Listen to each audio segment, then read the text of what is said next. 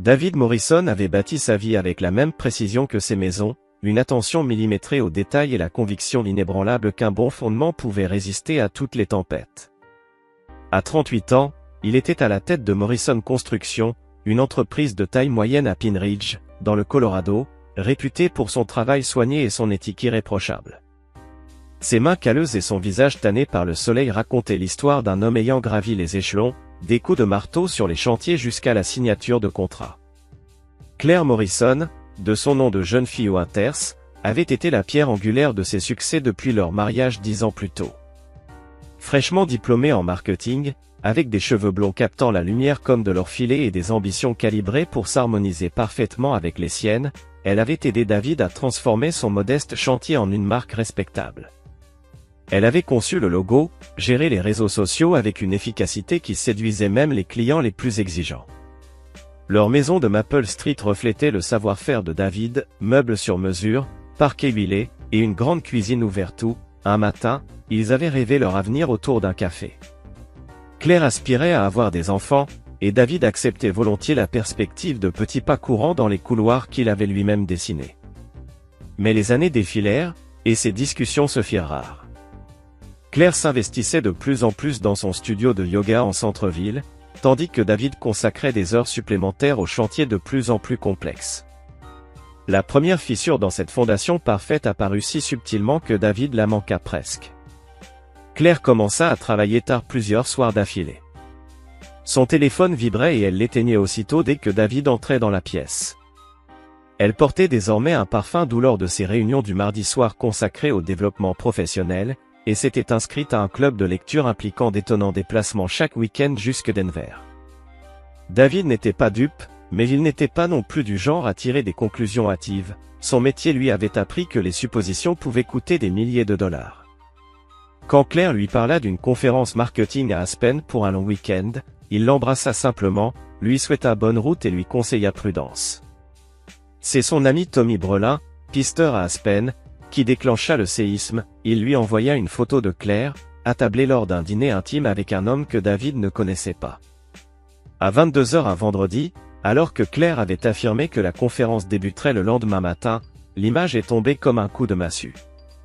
David resta figé dans sa camionnette, devant un chantier où son équipe posait de nouvelles fenêtres dans la « maison de rêve » d'une famille. L'ironie l'atteignit, il passait ses journées à bâtir les rêves des autres, alors que le sien s'effritait devant lui. L'homme à la table, plus jeune que lui la trentaine, au visage sculpté et aux vêtements luxueux, respirait l'argent hérité plutôt que gagné. Cette nuit-là, Claire rentra avec ses documents de conférence et des histoires sur le réseautage. David garda le silence. Son expérience lui avait appris que le meilleur moment pour inspecter la structure, c'est quand elle ramait sous le poids. Il attendrait, observerait, recueillerait des preuves avant d'agir. L'attente devint un supplice. À chaque dîner, David scrutait le visage de Claire en quête du mensonge dans les traits qu'il avait tant aimés. Son rire, jadis chaleureux, sonnait creux. Quand elle prenait sa main durant leur promenade du soir, son toucher lui paraissait étranger, corrompu par des secrets qu'il n'aurait jamais dû découvrir.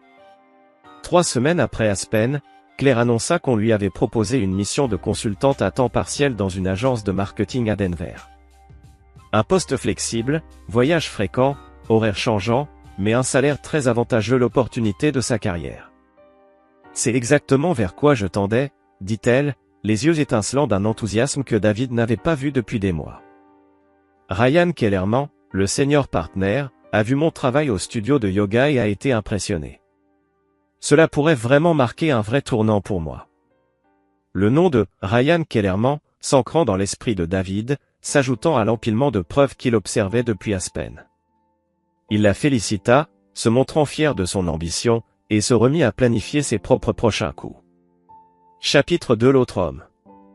David se lança dans une enquête poussée sur Ryan Kellerman, révélant un homme collectionnant les belles réussites comme d'autres collectionnent les timbres.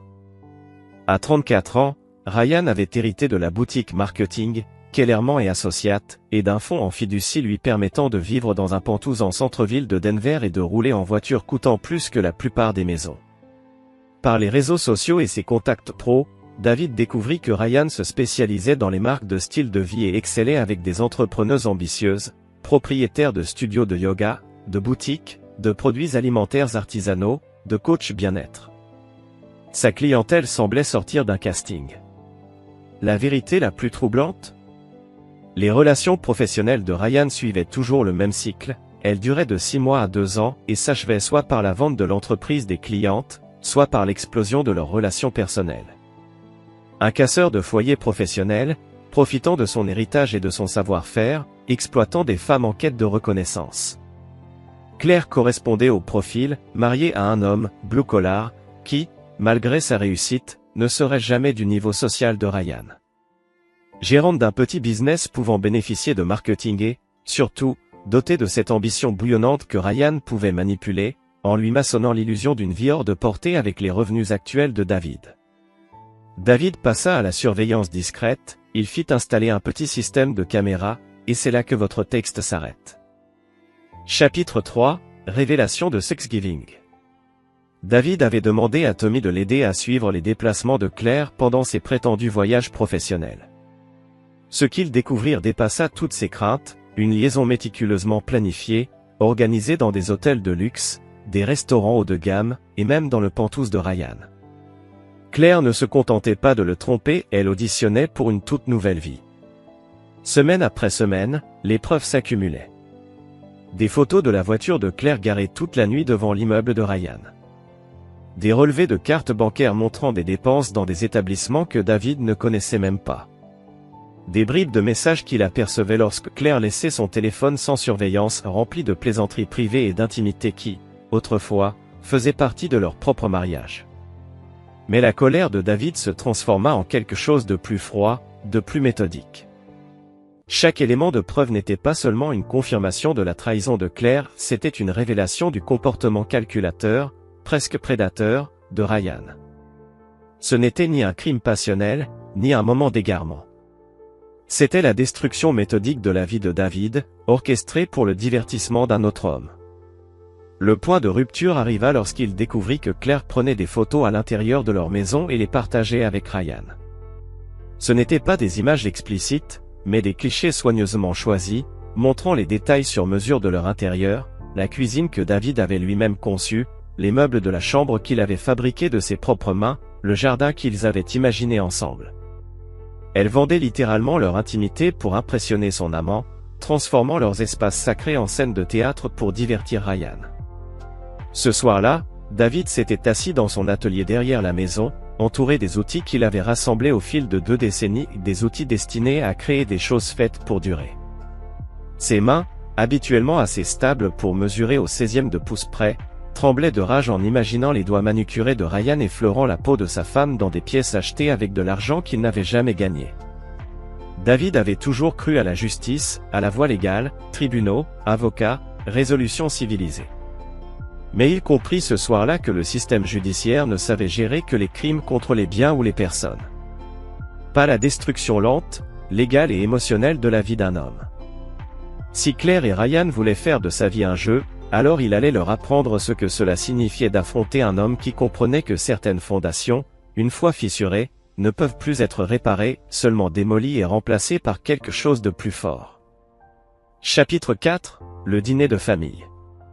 Le dîner de Thanksgiving chez les Winters avait toujours été une sorte de représentation obligatoire. Les parents de Claire, Robert et Patricia Winters, organisaient chaque année ce grand rassemblement dans leur maison cossue de banlieue, avec salle à manger formelle, verre en cristal et assez de tension familiale pour alimenter une guerre froide miniature. David avait déjà survécu à 9 Thanksgiving, apprenant progressivement à naviguer dans les eaux troubles de cette guerre des classes voilées sous de belles manières. Mais cette année, dès qu'ils arrivèrent dans l'allée, quelque chose sembla changer.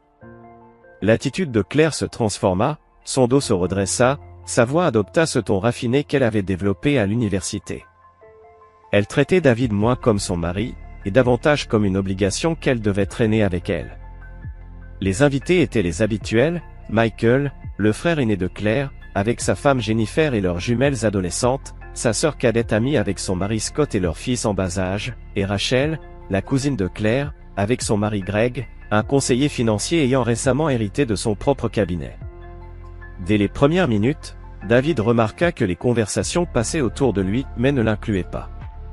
Quand Michael posa une question sur l'entreprise de construction de David, c'est Claire qui répondit à sa place, insistant sur le fait que David restait occupé avec des projets locaux, avant d'évoquer avec enthousiasme ses propres activités de consultante.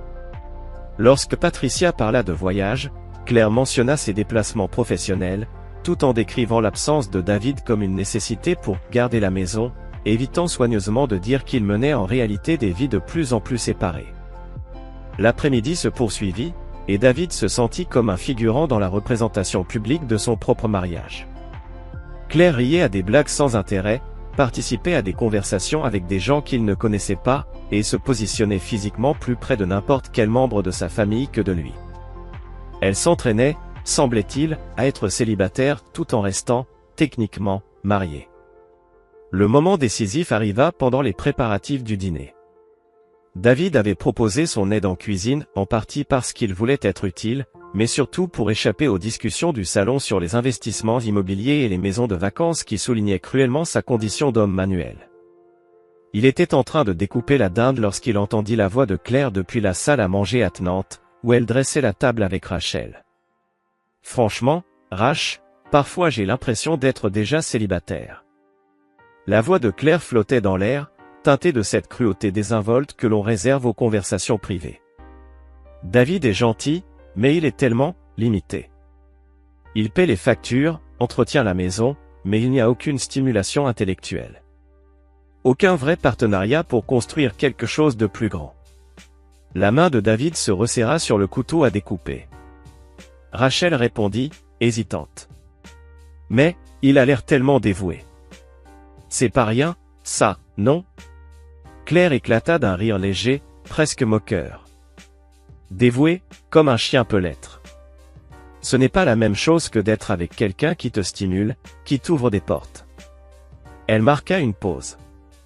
Je travaille avec ce consultant en marketing à Denver. Ryan. Et la différence dans nos conversations, c'est le jour et la nuit. Et jour après jour, avec lui, je me souviens de ce que ça fait de se sentir vivante intellectuellement. Tu es en train de dire ce que je pense. Chuchota Rachel, mais l'attention accrue de David capta chaque mot. Je dis que j'explore mes options, répondit Claire. David est un homme bien, mais être bien ne suffit plus. Je mérite plus que la stabilité. David posa le couteau à dinde avec une précision délibérée. Ses mains étaient calmes, son esprit parfaitement clair. Claire venait de le réduire publiquement à un simple outil, pas un époux. 10 ans de mariage balayés d'un revers de main, catalogués comme une commodité, un confort. Elle venait d'admettre, au minimum, une infidélité émotionnelle avec Ryan. Mais bien plus encore, elle venait de révéler sa véritable nature. Ce n'était pas une femme déchirée par un mariage malheureux. C'était quelqu'un qui, depuis longtemps, préparait mentalement sa sortie, tout en profitant encore des avantages financiers et sociaux du couple. Elle passait une audition pour sa prochaine vie, tout en gardant David comme filet de sécurité. David sortit son téléphone et fit défiler ses contacts jusqu'à trouver le numéro de Tommy Brelin. Son ami répondit à la deuxième sonnerie. « Tommy, c'est Dave. J'ai besoin que tu passes quelques coups de fil. Tu te souviens des photos que tu as prises à Aspen? Envoie-les à tous les contacts de mon répertoire. Famille, amis, collègues, tout le monde. Et appelle ton cousin Jake au journal. Dis-lui que j'ai une histoire sur des pratiques commerciales prédatrices. Ça pourrait l'intéresser. Jésus, Dave. T'es sûr? Une fois que c'est dehors, tu ne peux plus faire marche arrière. David regarda vers la salle à manger, où sa femme discutait encore avec Rachel, inconsciente que le sol venait de se dérober sous les pieds de son mari. Elle faisait de grands gestes, probablement en train de détailler les perspectives excitantes de sa nouvelle vie. Tommy, pendant 10 ans, j'ai été les fondations du rêve de quelqu'un d'autre. Je ne suis plus un support structurel pour ceux qui me considèrent comme jetable. Envoie tout. Ce soir. Reçu, mon pote. Et Dave, pour ce que ça vaut, tu mérites mieux que ça. David raccrocha, remit son téléphone dans sa poche, puis reprit la dinde avec la même précision qu'il mettait dans tous ses projets. Quand il eut fini de disposer la viande sur le plat, le téléphone de Claire se mit à vibrer. Depuis l'encadrement de la porte, il observa sortir l'appareil de son sac. Confusion. Choc. Puis horreur, blancheur du visage. Elle défaisait les messages un à un. Sa main alla à sa gorge à un geste qu'il connaissait, signe d'un stress extrême. Ses yeux cherchèrent une issue. Quand elle le vit dans l'embrasure de la cuisine, leurs regards se croisèrent. Il ne sourit pas. Ne hocha pas la tête. Ne réagit pas. Juste ce regard fixe, calculateur, le même qu'il posait sur les bâtiments qu'il s'apprêtait à démolir. Le téléphone de Claire vibrait encore. Et d'autres aussi. Les téléphones des membres de la famille se mirent à sonner à leur tour. David prit le plat de dinde, entra dans la salle à manger et annonça calmement. Le repas est servi. La rétribution avait commencé. Astérisque astérisque chapitre 4, bilan des dommages structurels astérisque astérisque. Le retour du repas de Thanksgiving se fit dans un silence total. Claire fixait le paysage défilant par la fenêtre, son téléphone posé sur ses genoux, comme une bombe à retardement. David conduisait, concentré, le visage d'un homme qui venait enfin d'arrêter de faire semblant. Les notifications avaient continué pendant tout le dîner, créant une tension souterraine qui avait contaminé toute la réunion familiale. Lorsqu'ils arrivèrent enfin chez eux, David reçut un texto de confirmation de Tommy, les photos et les coordonnées de Ryan avaient été envoyées à tous ses contacts, y compris ses partenaires professionnels, les clientes du studio de yoga de Claire, et les deux familles. Le réseau de commères de la petite ville que Claire avait toujours méprisé était sur le point de devenir son juge et son jury. Une fois à l'intérieur, Claire prit enfin la parole. « David, on doit parler de ce qu'il s'est passé ce soir. » « Non, » répondit David en se dirigeant vers leur chambre. « On doit parler de ce qu'il se passe depuis des mois. Tu peux commencer quand tu veux. À condition que tu dises la vérité. » David commença à faire sa valise avec la même minutie qu'il apportait à la coupe du bois. Claire le regardait depuis la porte, son visage oscillant entre panique, colère et stratégie. « Tu ne peux pas partir comme ça, dit-elle. C'est notre maison, notre vie. Je sais que Ryan Kellerman conduit une BMW argentée et habite la tour Méridien, en centre-ville, l'interrompit David, sans lever les yeux. Je sais que tu y as passé au moins 12 nuits ces 2 derniers mois. Je sais que tu as pris des photos de notre maison pour les lui envoyer. Je sais que tu me crois intellectuellement inférieur. Et que tu explores tes options, tout en me gardant comme roue de secours. » Claire devint livide. « Tu écoutais une conversation privée ? Une conversation privée sur notre mariage, dans la salle à manger de tes parents. » David ferma sa valise, puis la fixa. « Claire, pendant 10 ans, j'ai tout construit autour de ton bonheur. J'ai dessiné cette maison pour toi. J'ai monté mon entreprise pour t'offrir la vie que tu voulais. J'ai été la fondation de tes rêves. Et maintenant, je découvre que tu me considères comme un employé. Ce n'était pas. J'étais frustré, et Rachel m'a poussé à. Ne me prends pas pour un idiot, trancha David, sa voix grave et irrévocable. Ne m'insulte pas en prétendant que c'était une erreur passagère. Tu as mené une liaison réfléchie avec un homme dont le métier est de briser des mariages. Tu m'as menti pendant des mois. Pendant que moi, je travaillais pour entretenir la vie qui t'offrait la liberté de me trahir. » David saisit sa valise et passa devant elle en direction de la porte. Elle lui agrippa le bras, et, pendant un instant, son masque glissa. Il vit la peur brute sous le vernis. « David, s'il te plaît. On peut surmonter ça. Tout le monde fait des erreurs.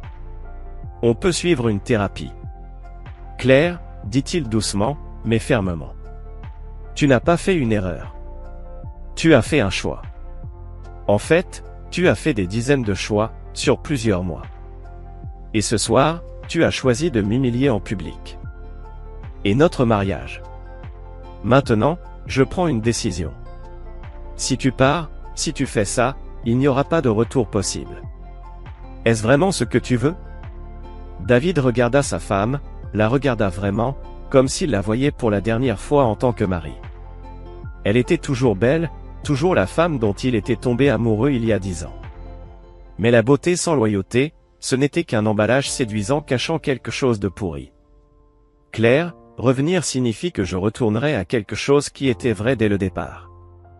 Ce que j'ai découvert ce soir, c'est que j'ai été marié à une performance, pas à une personne.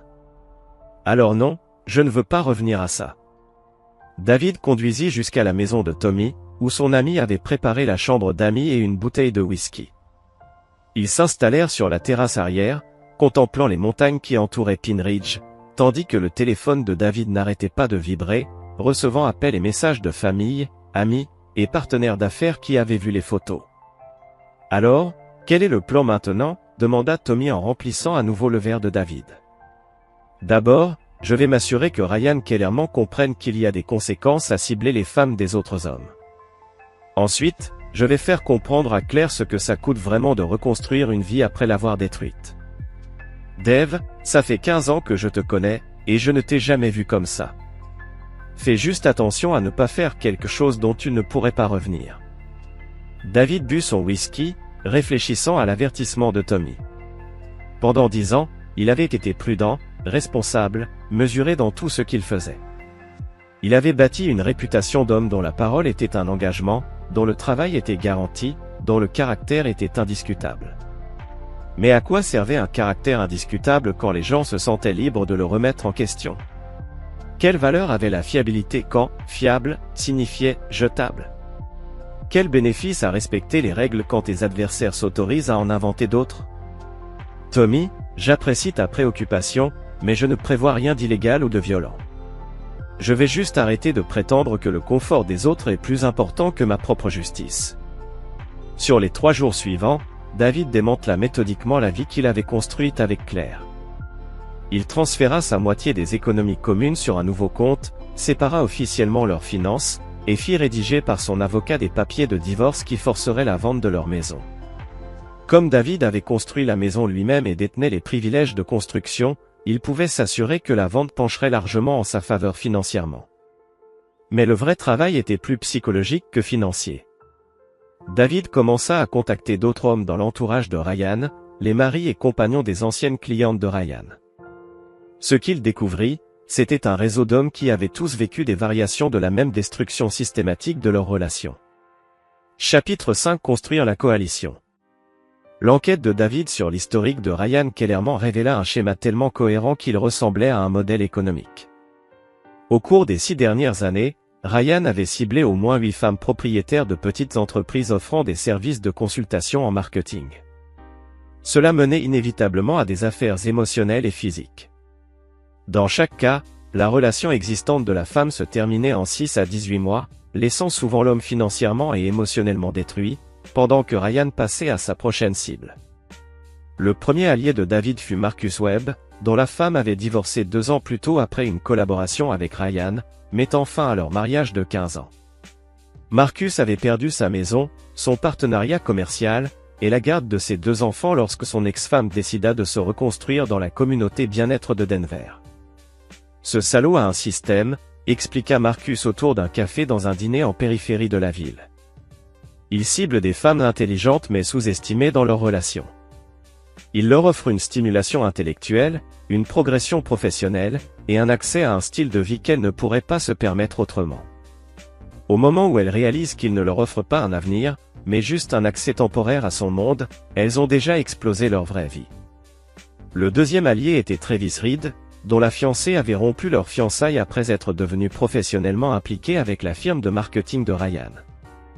Travis avait découvert que la méthode habituelle de Ryan était de créer une dépendance en offrant des opportunités d'affaires nécessitant voyages fréquents, événements coûteux, et séparation progressive de leur réseau de soutien. C'est une guerre psychologique, dit Travis.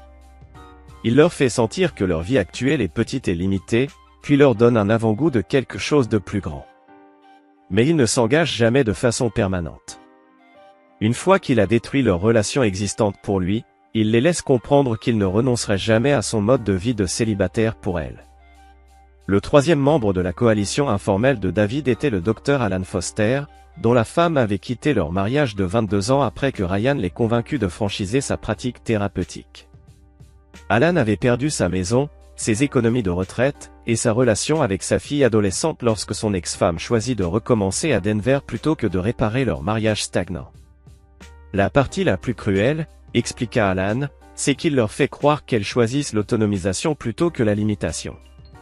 Elles pensent grandir en tant que personnes, alors qu'en réalité elles sont manipulées par quelqu'un qui connaît leur vulnérabilité mieux qu'elles-mêmes.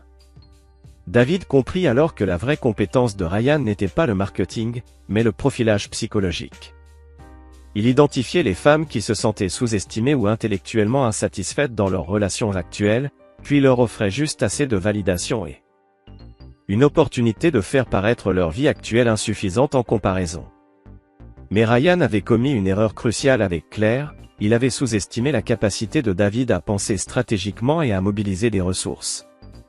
Contrairement aux cibles précédentes de Ryan, les partenaires, David possédait sa propre entreprise, un vaste réseau local, ainsi que des compétences pratiques pouvant être transformées en armes d'une efficacité dévastatrice. Le plan de David commença à se dessiner lors d'une série de réunions avec Marcus, Travis et Alan.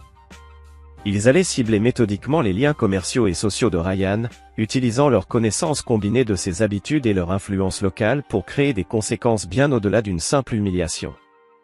Marcus, travaillant dans l'immobilier commercial, avait accès à des informations sur les baux et investissements immobiliers de Ryan. Travis, ancien journaliste, possédait des contacts dans les médias de Denver, susceptibles d'être intéressés par une enquête sur les pratiques commerciales prédatrices. Alan, malgré son divorce, maintenait des relations avec d'autres professionnels de la santé mentale capables de témoigner sur la manipulation psychologique au cœur du système de Ryan.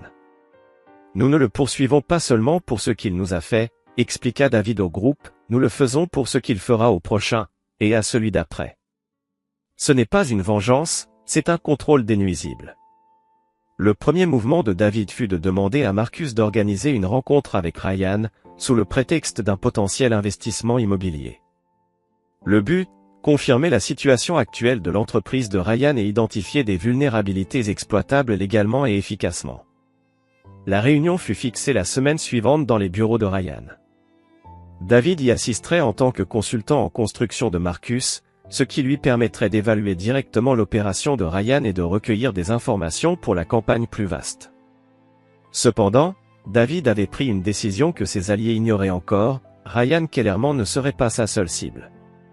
Claire avait fait son choix, et elle allait bientôt découvrir ce que coûte réellement de rejeter un homme qui a passé sa vie à construire des choses destinées à durer, y compris sa capacité à rendre une justice stratégique, patiente et impitoyable.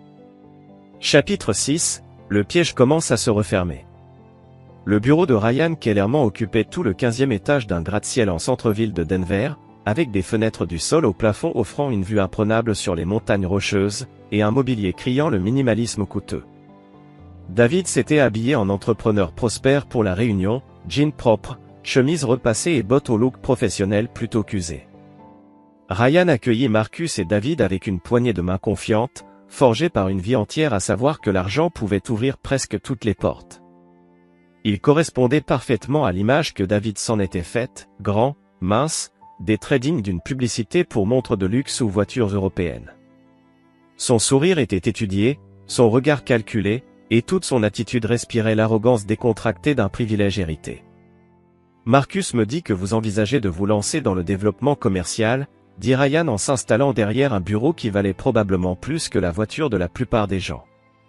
J'ai quelques opportunités intéressantes qui pourraient correspondre à vos compétences. David joua son rôle à la perfection, posant les bonnes questions sur les projets potentiels tout en cataloguant mentalement tout ce qu'il observait. Le bureau de Ryan était conçu pour impressionner, livres reliés en cuir qu'il n'avait sans doute jamais lus, œuvres d'art coûteuses choisies par un décorateur, photos de lui-même avec diverses célébrités et politiciens locaux. Mais ce qui intéressait le plus David, c'était ce qu'il ne voyait pas, aucune preuve d'un travail réel. Le bureau était trop propre, l'ordinateur trop parfaitement positionné, l'ensemble trop scénarisé. Ce n'était pas un bureau de travail, c'était une scène destinée à créer une impression de succès et de sophistication. Au cours de leur conversation, Ryan mentionna presque par hasard son activité de marketing, comme s'il s'agissait d'un intérêt secondaire plutôt que de son entreprise principale.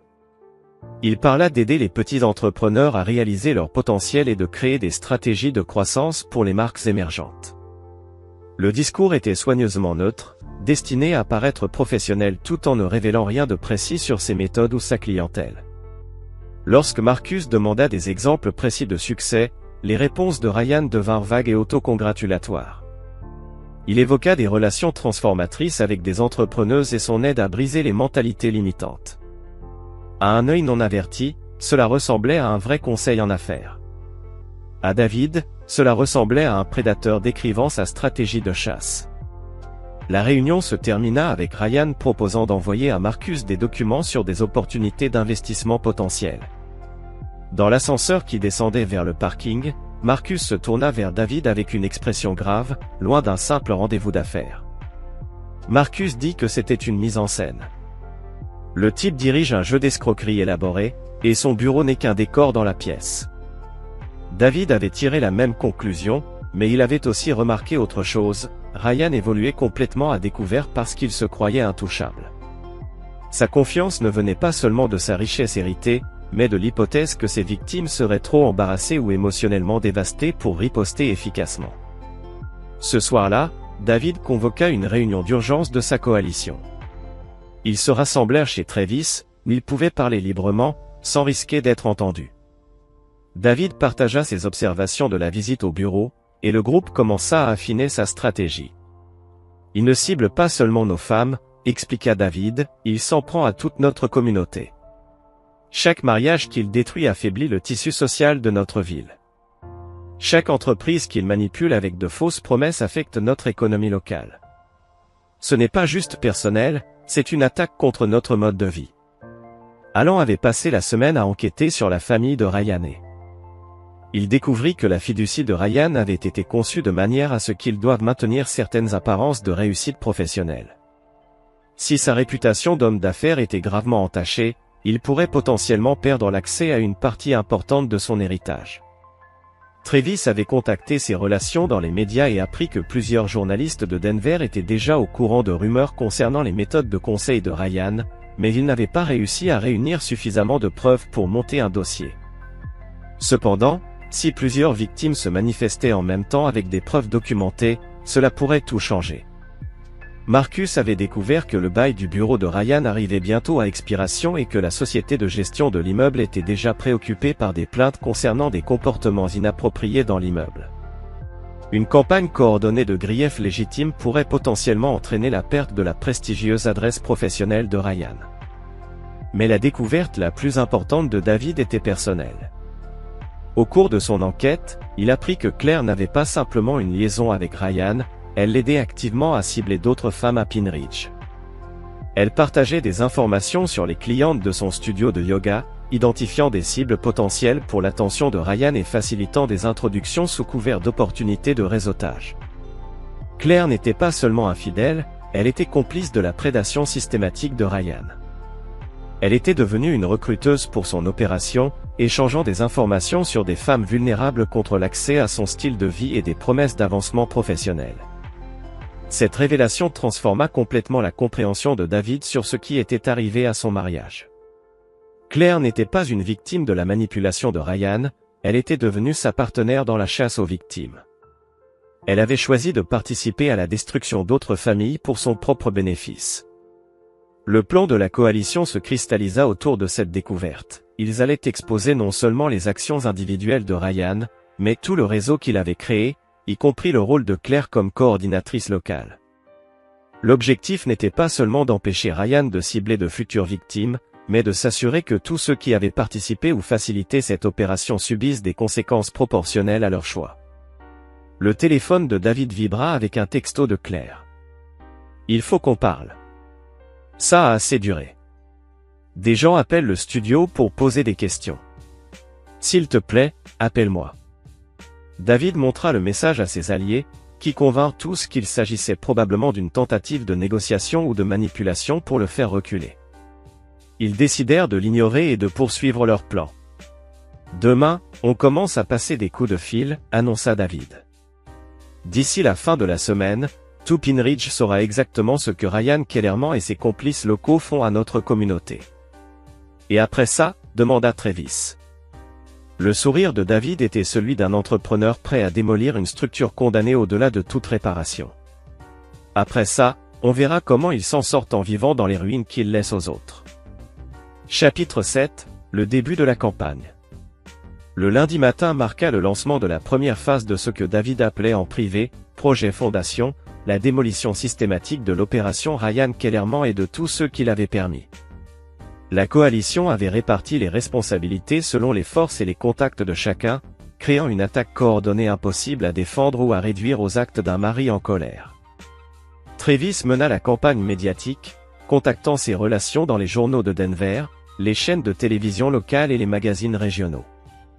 Son argument était simple et percutant, une histoire de pratiques commerciales prédatrices ciblant les femmes des petites villes, accompagnée de preuves documentées et de plusieurs victimes prêtes à témoigner. À midi, 3 journalistes avaient manifesté un vif intérêt pour enquêter sur le cabinet de conseil de Ryan. Marcus se concentra sur le milieu des affaires, utilisant ses contacts immobiliers pour informer discrètement d'autres professionnels des méthodes de Ryan. Son approche était plus subtile, mentions occasionnelles lors de réunions avec des clients, questions stratégiques lors d'événements de réseautage, et commentaires soigneusement placés encourageant les gens à se poser des questions sur la réputation de Ryan. Allant pris en charge la communauté thérapeutique, contactant d'autres professionnels de la santé mentale de la région pour parler de la manipulation psychologique impliquée dans le système de Ryan. Sa perspective clinique donnait du poids aux accusations et aidait à présenter le comportement de Ryan comme une forme d'abus émotionnel systématique, et non une simple infidélité. David coordonnait la campagne dans son ensemble tout en se concentrant sur sa cible principale, Claire. Depuis dimanche, elle lui avait envoyé 6 messages textes de plus en plus désespérés, révélant à chaque fois davantage sa panique croissante alors que des questions sur son implication commençaient à circuler dans la communauté soudée de Pine Ridge. Le studio de yoga avait reçu des appels de clientes inquiètes au sujet de la relation professionnelle de Claire avec ce consultant en marketing de Denver. Plusieurs femmes avaient annulé leurs abonnements après avoir appris que Claire partageait des informations sur les clientes du studio avec Ryan. Le journal local avait laissé des messages vocaux demandant des commentaires sur les accusations de pratiques commerciales inappropriées. Mardi soir, Claire était prête à parler. Elle appela David depuis sa voiture garée devant le studio de yoga. Elle n'était plus sûre de pouvoir maintenir son entreprise à flot. « David, s'il te plaît, tout ça détruit tout ce pour quoi j'ai travaillé. Les gens disent des choses horribles à mon sujet et rien de tout ça n'est vrai. Je n'ai jamais voulu faire de mal à qui que ce soit. » « Claire, qu'est-ce qui n'est pas vrai ?» demanda David d'une voix calme et clinique. « Que tu as eu une liaison avec Ryan Kellerman, que tu as partagé des informations sur des clientes avec lui, que tu l'as aidé à identifier des cibles potentielles dans notre communauté. Ce n'était pas comme ça. Tu ne comprends pas ce que c'est que de se sentir piégé dans une vie trop petite pour ce que tu veux devenir. Ryan m'a offert des opportunités de grandir, de devenir plus qu'une simple femme au foyer d'une petite ville qui tient un studio de yoga. Alors tu as décidé de l'aider à détruire le mariage des autres? Je n'ai jamais voulu que ça arrive. Je pensais juste que je réseautais, que je créais des contacts. Je ne savais pas ce qu'il faisait vraiment, jusqu'à ce qu'il soit trop tard pour arrêter. » David sentit une colère familière monter, mais il garda une voix posée. « Claire, tu savais exactement ce que tu faisais. Tu échangeais des informations sur des femmes vulnérables contre l'accès au style de vie de Ryan. Tu recrutais des victimes pour lui tout en me mentant sur ta propre implication. Ce n'est pas... Claire, arrête de mentir. Même maintenant, alors que toute ta vie s'effondre à cause de tes choix, tu essaies encore de manipuler la situation. Tu n'es pas une victime ici. Tu es une collaboratrice prise la main dans le sac. » Le silence s'installa plusieurs secondes avant que Claire ne reprenne la parole, d'une voix plus faible et plus désespérée que David ne l'avait jamais entendue. « Que veux-tu de moi? Que faut-il pour que tu arrêtes ça? Je ne veux rien de toi, Claire. Ce n'est pas une négociation, ce sont des conséquences. Tu as participé à la destruction systématique de la vie des autres, et maintenant, tu vas vivre ce que ça fait. David, je sais que tu es en colère, mais là, c'est au-delà de la colère, c'est cruel. Tu es en train de ruiner ma vie à cause d'une erreur. Non Claire, je ne détruis pas ta vie, je révèle ce que tu lui as déjà fait. La vie que tu crois que je détruis n'a jamais été réelle. C'était juste un spectacle que tu jouais pendant que tu planifiais de me jeter pour quelque chose de mieux. Mercredi, une escalade majeure. La première histoire télévisée diffusée lors du journal du soir présentait des interviews avec Marcus et Travis, qui dénonçaient les pratiques marketing prédatrices ciblant les femmes des zones rurales. Bien que l'histoire évitait de nommer des individus précis, elle fournissait assez de détails pour que les téléspectateurs locaux tirent leurs propres conclusions. Le studio de yoga de Claire reçut la visite d'un journaliste s'enquérant de ses relations commerciales avec des entreprises de marketing de Denver. 3 clients supplémentaires annulèrent leur abonnement, et 2 de ses instructrices commencèrent à chercher d'autres opportunités d'emploi. Pendant ce temps, Ryan découvrit que la société de gestion de son immeuble avait reçu plusieurs plaintes concernant un comportement inapproprié et révisait son contrat de location. Son assistante l'informa que plusieurs clients avaient appelé pour s'enquérir de ses pratiques commerciales, et 2 avaient annulé des rendez-vous prévus. Mais la nouvelle la plus satisfaisante pour David vint d'une source inattendue, les anciennes clientes de Ryan commencèrent à se contacter entre elles.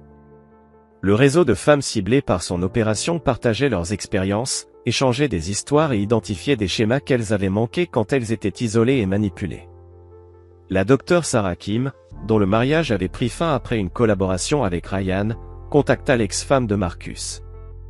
Ensemble, elles joignirent l'ex-fiancé de Travis et 2 autres femmes prises au piège dans la toile de Ryan.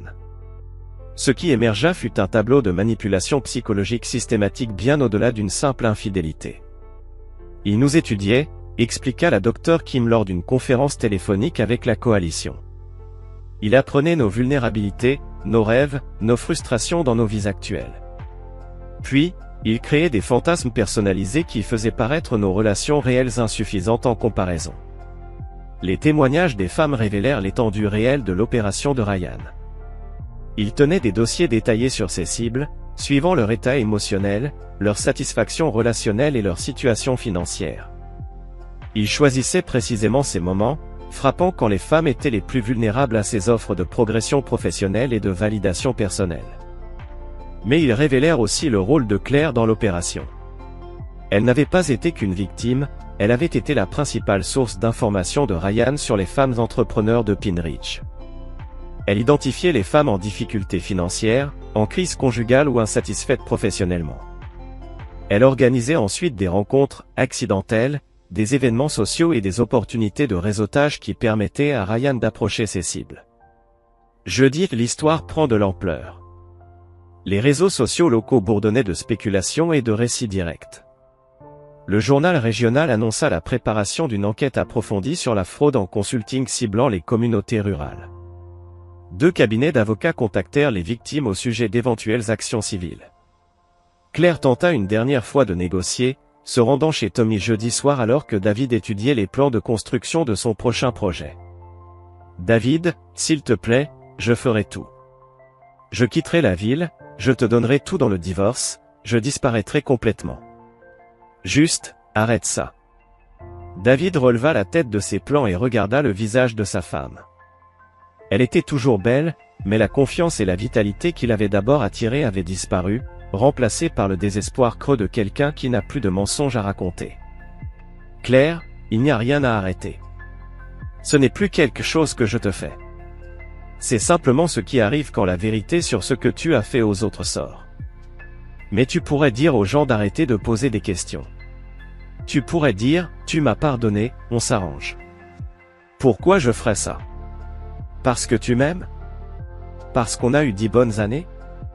Parce que tout le monde mérite une seconde chance. » David roula soigneusement ses plans et regarda Claire avec la même expression qu'il arborait quand il examinait des bâtiments trop endommagés pour être réparés. « Claire, il y a 10 ans, j'aurais déplacé des montagnes pour te protéger de conséquences comme celle-ci. Mais c'était quand je pensais que tu étais quelqu'un qui méritait d'être protégé. Maintenant, je sais que tu es quelqu'un dont les autres doivent être protégés. Alors, c'est ça? Tu vas juste me détruire et t'en aller? Non Claire, je vais finir ce que j'ai commencé et construire quelque chose de meilleur. Tu t'es détruite toute seule, moi, je m'assure juste que tout le monde voit clairement les dégâts. » Chapitre 8. L'heure du jugement s'accélère. Le vendredi matin apporta une nouvelle qui changea tout. Ryan Kellerman avait été arrêté pour fraude. Pas le genre de fraude relationnelle que la coalition de David avait dénoncée, mais une fraude financière réelle liée à son entreprise de marketing. L'enquête, déclenchée par l'attention médiatique autour de sa conduite personnelle, avait découvert un schéma de facturation à des clients pour des services jamais rendus et de détournement de fonds destinés à des campagnes publicitaires. À 6 heures du matin, Travis appela David avec la nouvelle. Apparemment, notre cher Ryan ne volait pas seulement des épouses, il volait aussi de l'argent. Le bureau du procureur s'est intéressé à lui dès que l'histoire est passée à la télé. Ils enquêtaient sur ses pratiques commerciales, apparemment, il menait depuis des années une escroquerie de facturation assez sophistiquée. David ressentit un instant de satisfaction, rapidement suivi d'une inquiétude stratégique. Si Ryan faisait face à de graves accusations criminelles, cela risquait d'éclipser leurs efforts pour révéler sa méthode systématique de ciblage des femmes mariées. Il devait s'assurer que ces schémas relationnels prédateurs restent au cœur du discours public. Cependant, les accusations de fraude ouvraient une opportunité inattendue. Avec la perspective d'une peine de prison, les victimes de Ryan auraient plus de crédibilité et une meilleure protection juridique pour raconter leurs histoires. Le récit basculait ainsi, passant d'homme en colère lançant des accusations à un schéma comportemental prédateur d'un criminel présumé. La situation de Claire se détériora rapidement. Vendredi après-midi, son studio de yoga avait perdu la moitié de ses membres. Son propriétaire, inquiet de la viabilité de l'entreprise et des retombées négatives dans la communauté, lui avait signifié que son bail ne serait pas renouvelé. 3 de ses 5 instructeurs avaient déjà trouvé des postes dans d'autres studios de la région.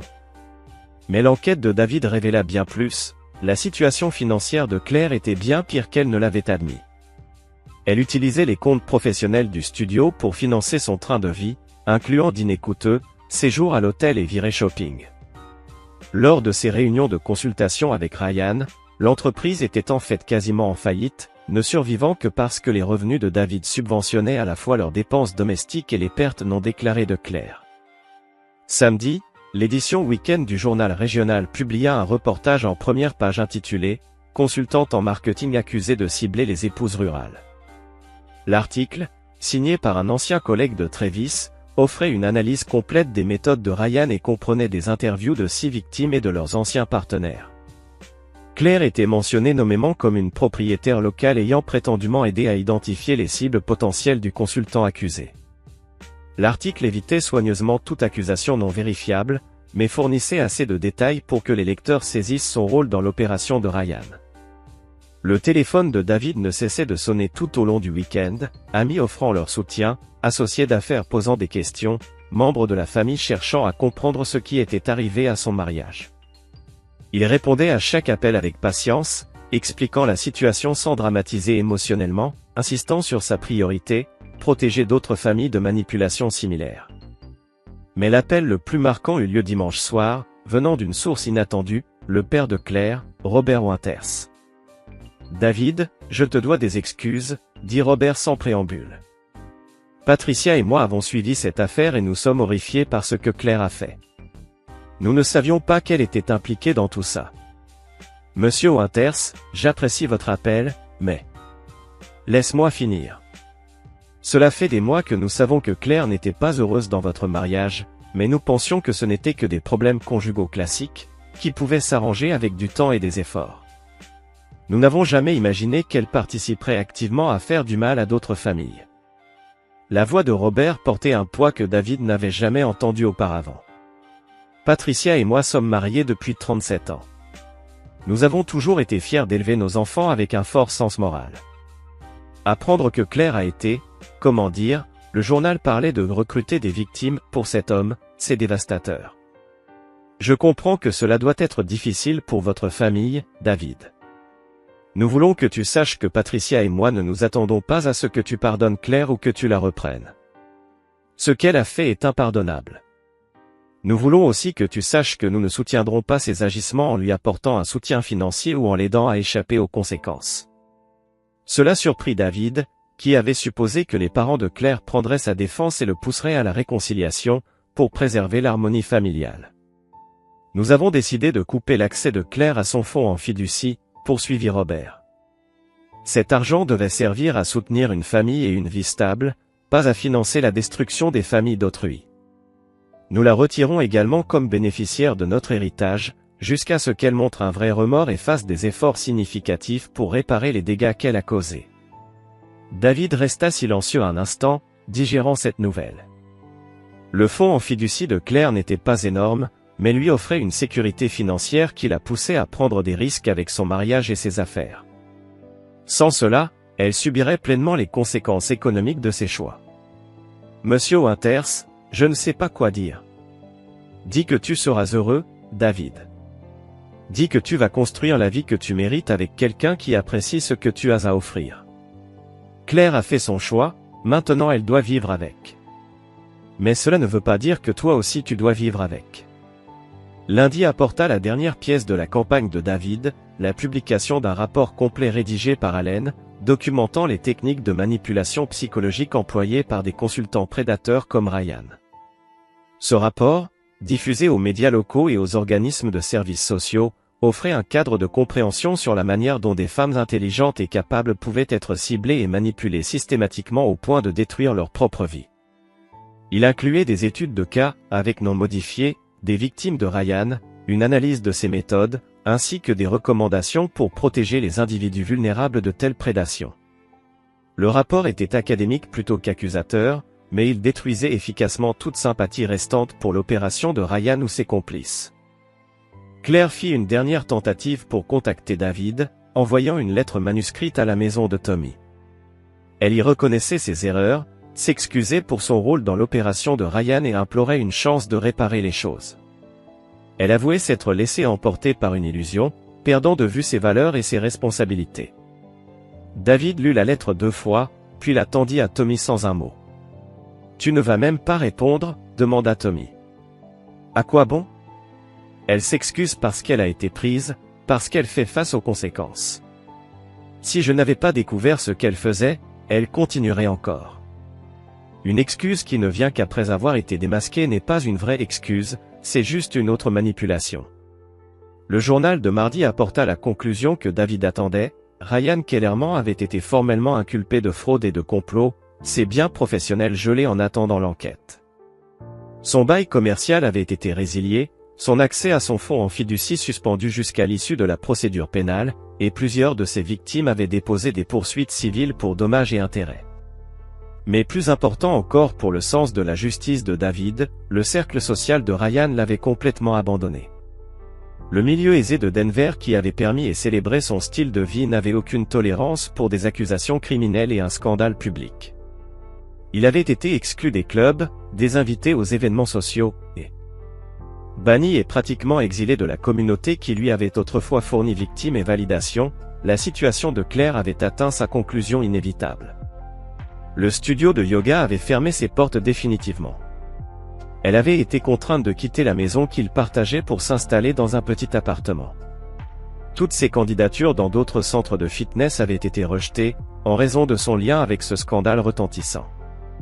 Mais David ne ressentait aucune satisfaction face à ses souffrances. La satisfaction aurait impliqué qu'il avait besoin de voir Claire échouer pour réussir lui-même. Au contraire, il éprouvait une sérénité calme, celle que l'on ressent quand un projet difficile est mené à bien, selon les spécifications et dans les délais impartis. 6 mois après le dîner de Thanksgiving qui avait tout changé. David se tenait dans la lumière du matin filtrant à travers les fenêtres de sa nouvelle maison. Elle était plus petite que celle qu'il avait partagée avec Claire, mais chaque détail reflétait ses propres préférences, sans compromis dicté par la vision de quelqu'un d'autre. La maison s'étendait sur 10 acres en périphérie de Pine Ridge, avec une vue sur les montagnes et suffisamment d'espace pour l'atelier qu'il avait toujours rêvé de construire. Il l'avait conçu comme un refuge pour hommes célibataires, des lignes épurées, des espaces fonctionnels et des rangements intégrés pour ses outils et projets, ce qui lui apportait une véritable satisfaction. Pendant ce temps, Ryan Kellerman avait été condamné à 3 ans de prison fédérale pour fraude et complicité. Le juge avait souligné la nature prédatrice de ces crimes et leur impact dévastateur sur plusieurs communautés.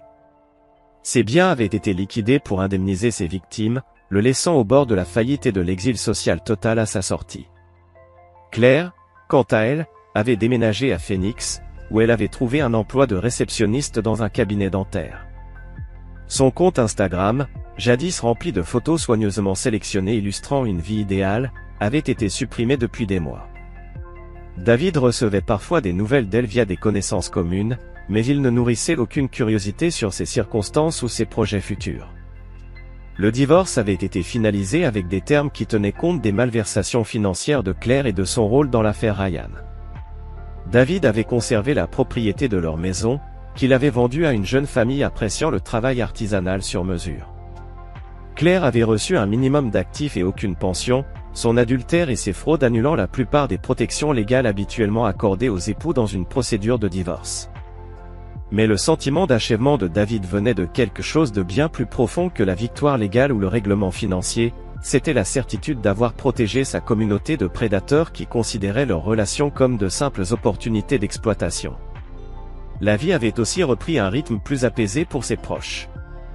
Marcus s'était remarié avec Linda, une veuve qui dirigeait une boulangerie prospère. Elle appréciait sa loyauté et la sagesse durement acquise qui lui avait appris la différence entre amour et manipulation. Travis avait commencé une relation avec la docteure Sarah Kim, l'une des anciennes victimes de Ryan. Leur lien reposait sur une compréhension mutuelle de l'importance d'un partenariat sincère.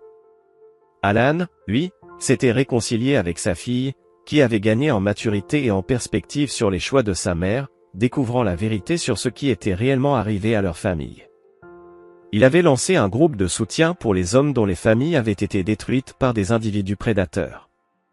Ce groupe avait aidé plusieurs dizaines de personnes à surmonter leur traumatisme et à reconstruire leur vie. Pour David, la vie avait trouvé un rythme durable, loin des faux-semblants. Il avait étendu Morrison Construction en y intégrant une division spécialisée dans les maisons sur mesure. Sa réputation pour la qualité attirait désormais des clients de toute la région. Il avait rejoint le comité d'urbanisme de la ville, travaillant sur des initiatives pour soutenir les petites entreprises locales et protéger la communauté contre toute exploitation extérieure.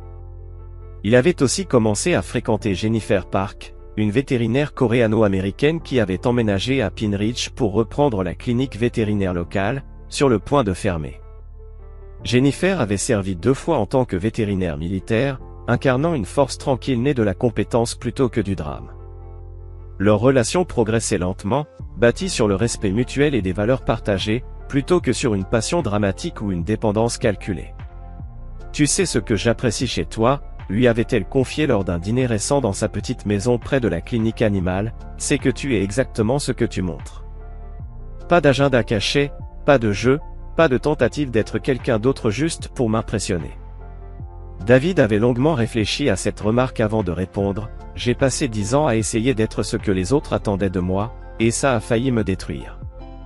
Je ne veux plus jouer un rôle pour personne. » Jennifer avait souri, « J'ai passé assez de temps en zone de guerre pour distinguer ceux qui sont solides de ceux qui font semblant. Et toi, tu es solide. » Ce matin-là, David passait en revue les plans de son prochain projet, un centre communautaire qui abriterait des ressources pour les petites entreprises, des services de conseil relationnel, et des programmes éducatifs pour reconnaître et éviter les individus prédateurs. Le projet avait été financé grâce à une combinaison d'obligations municipales, de dons privés, ainsi qu'une contribution substantielle de David lui-même. Le centre serait nommé Centre communautaire Margaret Morrison en l'honneur de la grand-mère de David, qui lui avait enseigné que construire signifiait assumer la responsabilité de la durabilité et de l'utilité des choses, bien longtemps après la fin des travaux. Le téléphone de David vibra, un message de Tommy. « Café ce matin, Jennifer a dit, tu travailles encore trop dur. » David sourit et répondit. « Peut-être, mais je ne travaille pas trop dur, je travaille juste assez dur. » Alors qu'il entrait en ville, David réfléchissait à la différence entre la vie qu'il avait perdue et celle qu'il avait gagnée. La vie avec Claire s'était construite autour du potentiel de bonheur, potentiel de croissance, potentiel d'un partenariat qui n'a jamais vraiment pris forme. Elle avait été bâtie sur l'espoir et le compromis, soutenue par l'effort et la patience, et finalement détruite par la découverte que ses fondations n'étaient qu'une illusion. La vie qu'il bâtissait maintenant était faite d'autres matériaux, honnêteté, compétence, communauté, et la sagesse durement acquise de ceux qui ont survécu à la trahison sans devenir amers. Ce n'était pas aussi dramatique ni excitant que la vie de rêve que Claire avait poursuivie, mais c'était réel, d'une manière qu'aucune performance ne pourrait jamais être. David se gara sur le parking du dîner où il rencontrait Tommy la plupart des matins, et vit son ami attendre à l'entrée, tenant 2 cafés et arborant ce sourire rassurant de celui qui a vu son ami survivre à la pire épreuve de sa vie, en sortir plus fort plutôt que brisé. Bonjour Dave, comment avance le projet du centre communautaire? Ça respecte le planning et le budget? David prit son café et répondit. Ça devrait être prêt à être occupé au printemps prochain. Et Jennifer? Jennifer, c'est parfait. Pas parfaite comme Claire prétendait l'être, mais vraiment parfaite pour moi. Tommy hocha la tête avec approbation. C'est ça la différence entre trouver quelqu'un qui s'intègre dans ta vie et trouver quelqu'un qui appartient vraiment à ta vie.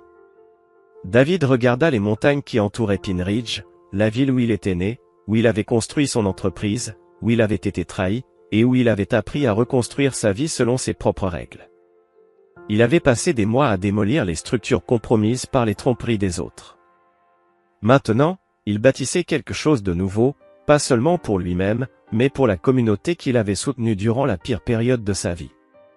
C'était un travail honorable, un travail qui durerait bien après son départ, et contrairement à son mariage perdu, il reposait sur une fondation que les choix d'autrui ne pouvaient plus ébranler. David Morrison avait toujours été un homme qui construisait des choses faites pour durer. Il devait seulement apprendre que certaines fondations méritaient d'être préservées, tandis que d'autres devaient être complètement démolies avant que la vraie construction puisse commencer. « Allez, dit Tommy en se dirigeant vers l'entrée du dîner, prenons le petit déjeuner, je veux tout savoir sur ce centre communautaire. » Et Jennifer avait dit, « Tu vas peut-être avoir besoin d'aide pour choisir des meubles qui ne ressemblent pas à une tentative de décoration de célibataire. » David rit et suivit son ami à l'intérieur, prêt à commencer une nouvelle journée à bâtir quelque chose qui en valait la peine, dans une vie qui lui appartenait enfin entièrement. C'est ici que notre histoire se termine. Partagez vos impressions dans les commentaires. Merci pour votre temps. Si cette histoire vous a plu, abonnez-vous à cette chaîne, cliquez sur la vidéo que vous voyez à l'écran, et je vous dis à bientôt.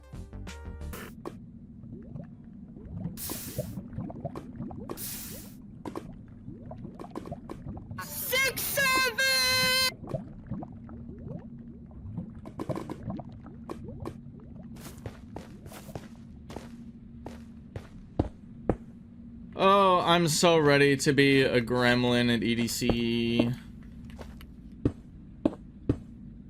Unnamed, I do really hope you come with me to Hull. He's actually one of my most anticipated sets of the whole event. Oh, I haven't looked at the set times yet. I guess they're out. Okay, we've already doubled our pearls.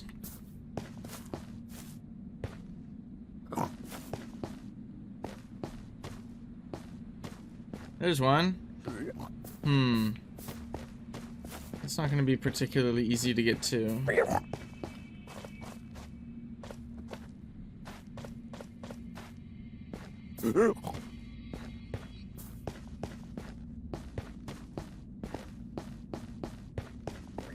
Yeah, I haven't looked at the set times yet. Alrighty, here's another guy. Fucking banger. Where's my boat? Hello? It's fine. I'll just make another one.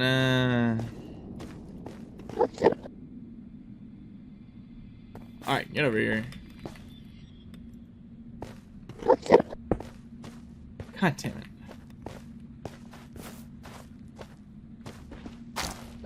Yes.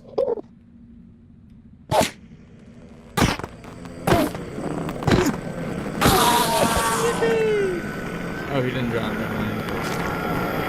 Boo.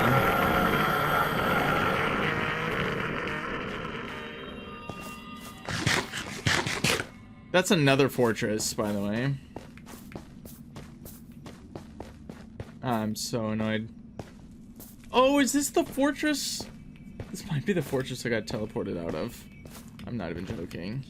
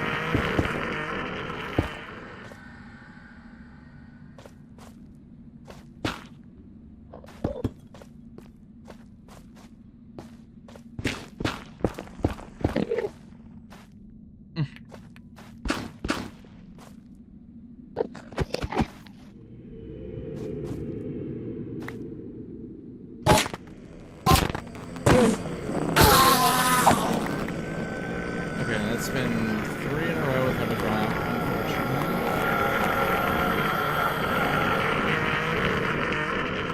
unfortunately. Any more indie mans?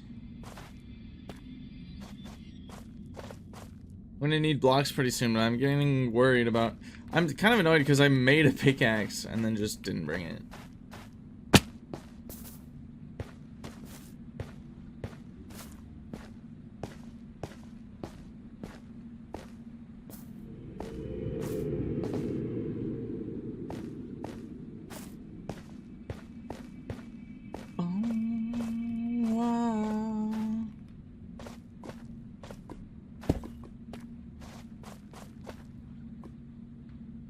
Wow, this place is huge. Well, that's, I mean, that's good. Oh, there's one. Come here, buckwheat. Yes, excellent. And make that 4 without a drop. Checks out. This truly has been one of the Minecraft worlds of all time.